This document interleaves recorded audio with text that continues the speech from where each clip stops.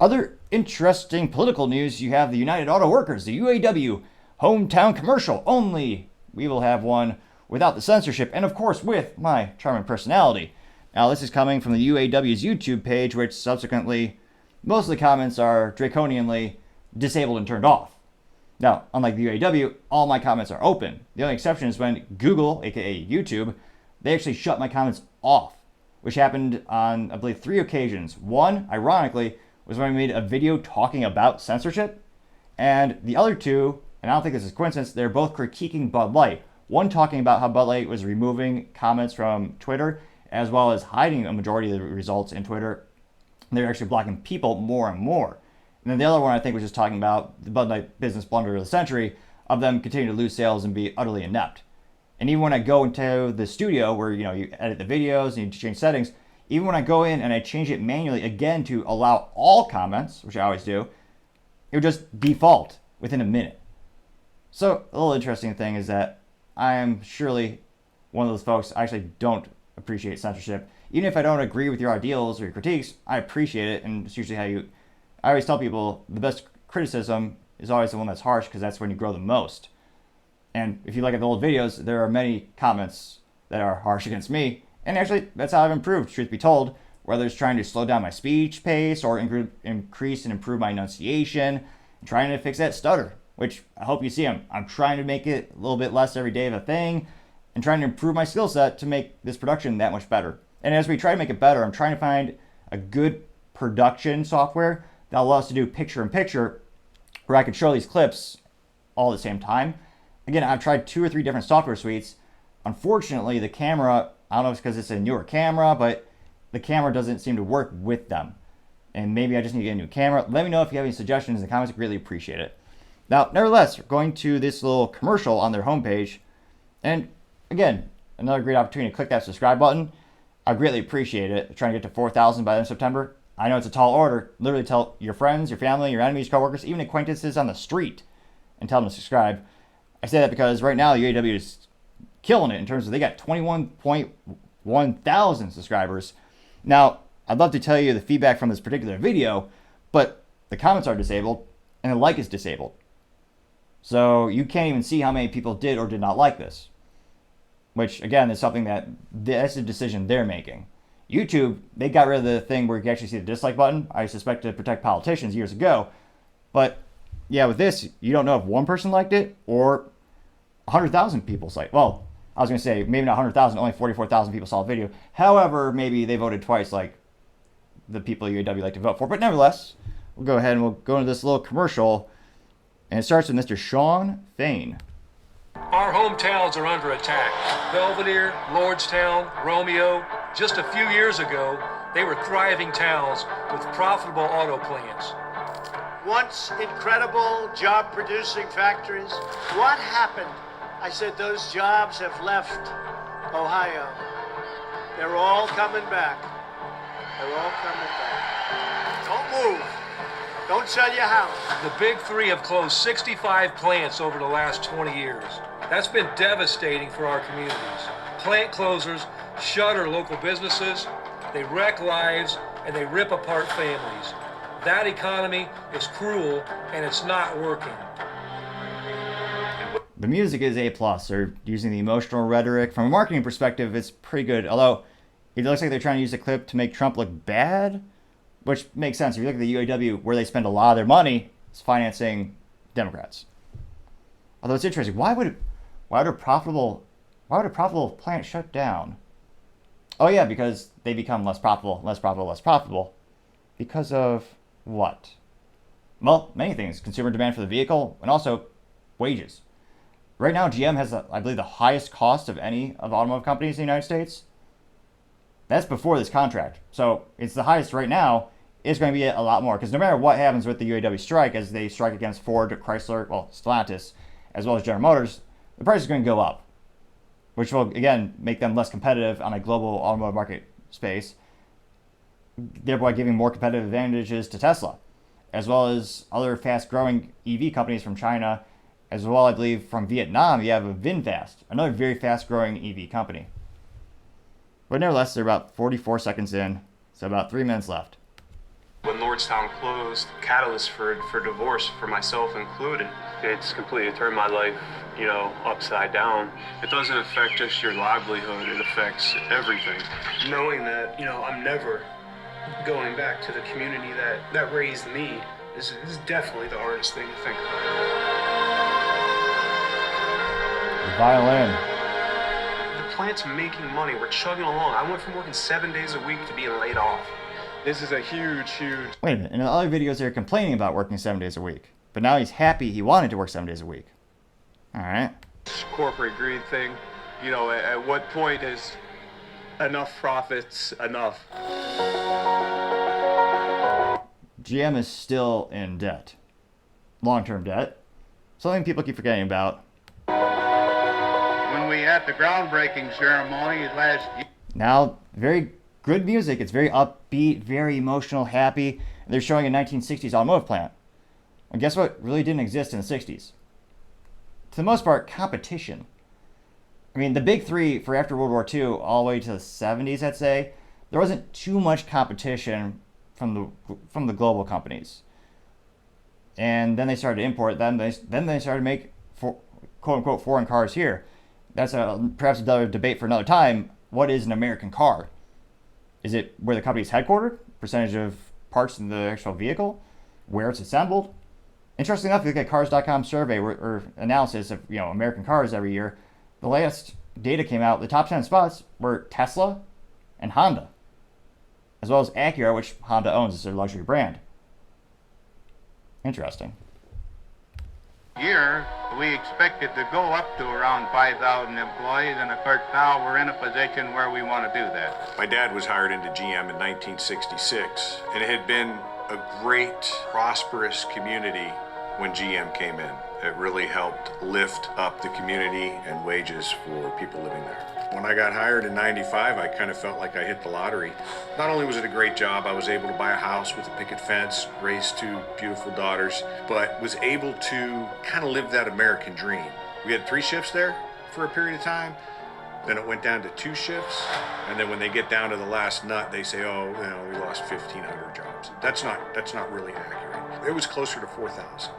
And those were just the UAW GM jobs inside the facility. We represented a whole bunch of part suppliers as well. We had 6 different units. There was Teamsters, Steelworkers, and other IP. Teamsters are another union, which, again, working with them cost a lot more than working with anyone else and less efficient. PS non-union facilities that lost their jobs when Lordstown closed. For decades now, we've had an economy where one CEO has the power to ruin local communities. It doesn't have to be this way. You're right. You could accept competitive wages and actually help out the company in that regard. Remember, I know we talk about GM a lot. That's the one I have the most experience with in terms of research and family work and all that kind of stuff. But yeah, the reason these companies are moving are many, but one of the biggest is the cost of labor is huge, as well as all the other things that led to the bankruptcies in 2009 of GM and Chrysler. Contributing factors were the pensions, the retirement funds, the cost of labor. They're huge, more expensive than the competition, and they're also not making more reliable or better vehicles than the competition on average. So it's like a double negative, which actually mathematically would be a positive, but in this case it's just, maybe we'll call it triple negative to make it still negative. But nevertheless. Contract talks with the big three. We're demanding the tools we need to fix this broken economy. We're demanding the right to strike over plant closures. It's hilarious he's talking about this broken economy. You got what you voted for. Look at the UAW throughout the years. Where do they put their money? They do a lot of political donations. And an overwhelming majority of the time, they're getting people elected who helped cause inflation by printing more money than ever made before. Then causing all these inflation issues. But nevertheless, go back to this, still about a minute left. We have to defend our communities from the corporate greed that's killing so many. Corporate greed. Their original ask was $80 to $100 billion over the course of 4 years, which would literally bankrupt the companies. Look at the profits that they made in the past couple of years. That's greater than the profits they've made. And also, GM has paid off the long-term debt, and all these companies are going to EVs, which again, ironic, the UAW, they caused their own demise. They voted for the politicians who are banning internal combustion engines with de facto bans by increasing the tailpipe emission standards, to the point where the only way a company can meet those standards is if they make EVs. Which again, EVs will require less rudimentary labor. You're going to need more computer skills. It's basically a computer on wheels. So it's ironic how many of these things they cause themselves. But nevertheless, there's still about 40 seconds left. We'll go back to it. Cities and towns. We're also demanding the creation of the Working Family Protection Program. It's a program that keeps UAW members working. If companies try to shutter our plants, they have to pay UAW members to stay on the job. That means UAW... That is the most union thing I've ever heard. We have to shut down a plant. Now we still have to pay people. Think of Radio Shack, which I keep referencing because if you zoom out, or maybe I'll do a YouTube community where I actually just show you the Radio Shack sign I have. You can see a little edge that says Chur. The whole thing says Archer antennas. Nevertheless, you have to shut down a factory. Radio Shack, they went bankrupt once. American General purchased them, so they bought them, but a contingency was they could not close stores. And they had too many stores. They were cannibalizing sales, and some stores were losing money. So one of the reasons they went bankrupt the second time, this time for good, is because they could not close those stores. And again, I can't help but think I see some parallels here. I know it's completely different industries, but and they're saying they can't shut down a factory. members providing for their families while helping out in schools, in nursing homes, and local parks. The big three will... Clever emotional rhetoric, because that is a good idea, because average Americans are going to tune into those key words. So again, marketing, I think it's, if you are not looking at the whole situation or you don't have background knowledge, this is a very persuasive commercial. I'll give the marketing department kudos. Still make Not an accuracy, but kudos nevertheless. a healthy profit, and our communities will stay healthy too. We know our economy... Okay, I'm sorry. Make a healthy profit. Your original ask would have bankrupt them. Look at the profit they made. You're asking for more. Your cost would be more than their profit. Which again, so they would go negative. Which wouldn't be the first time. I mean, GM's gone bankrupt, I believe, 3 times now. Since the inception, since Billy Durant founded the company by combining Buick and Oldsmobile all those years ago. But nevertheless, I know there's a couple seconds. This might be painful for your ears. Nevertheless, only a couple seconds left, I promise. Economy can work for the working class. We've seen it. When the UAW, the steelworkers, and the Teamsters won big, so did families across the country. And that's what we're fighting. Oh, not really the families there are still people who purchase your vehicles, apparently. That increased the price of the vehicle by quite a bit. But those families don't matter. These are the families. For in these negotiations. We're fighting to rebuild our lives, our communities, and our economy. So join the fight. Our hope...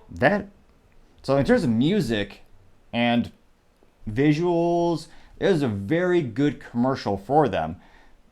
I think it's very persuasive, especially the last part, very political oriented. So this might help with the public perception.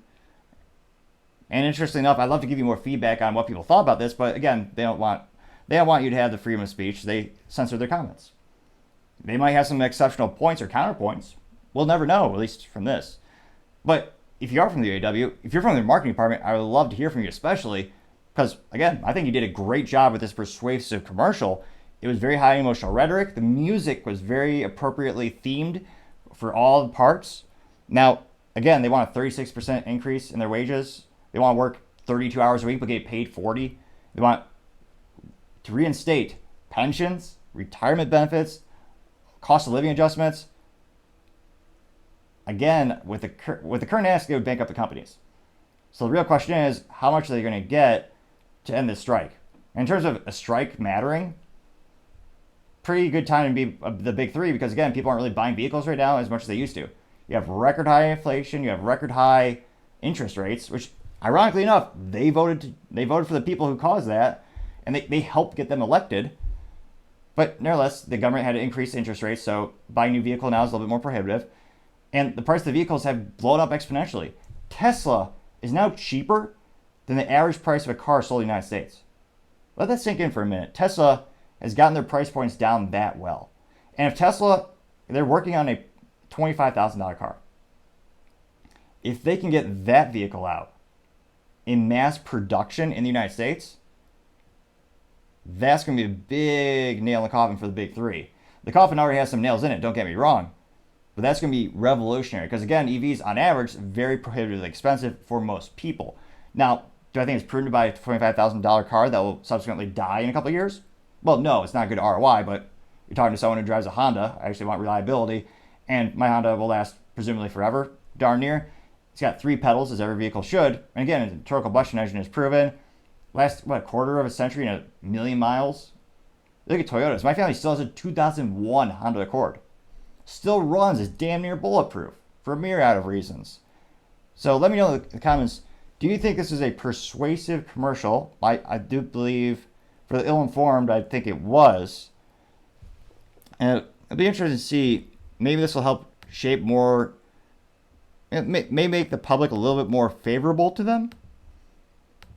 It'll be interesting to see, but as this strike keeps going on longer and longer, I think it's going to last for quite some time. Because again, the two sides, the big three and the unions, there's a big gap between what they both want.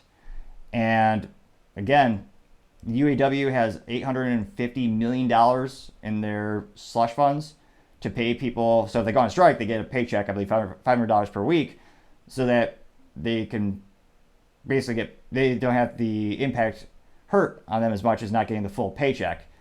Granted, getting paid $500 a week to hold a sign is not too bad. That's not too shabby, I'm not going to lie. Man, when I look at how much I've made throughout the years, that's a pretty sweet deal. But that's just my 3 cents. It used to be 2 cents, but I was going to say it's got to be 3 cents. Should be 4 cents, but I'm a generous man, just 3 cents today. Though it is still free to click that subscribe button. Again, I'd love to hear your feedback and what you have to say. Thank you so much for taking the time to tune in today. I know I'm ambitious. We're trying to get to 4,000 subscribers by the end of September. So if you can click that button, I would greatly appreciate it.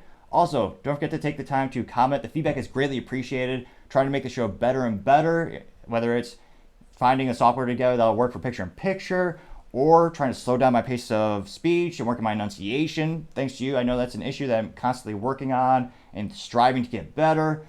But at the end of the day, don't forget to take the time to tell your family, tell your friends, tell your coworkers, heck, tell your enemies, tell anyone and everyone. Just stay safe, fight the good fight.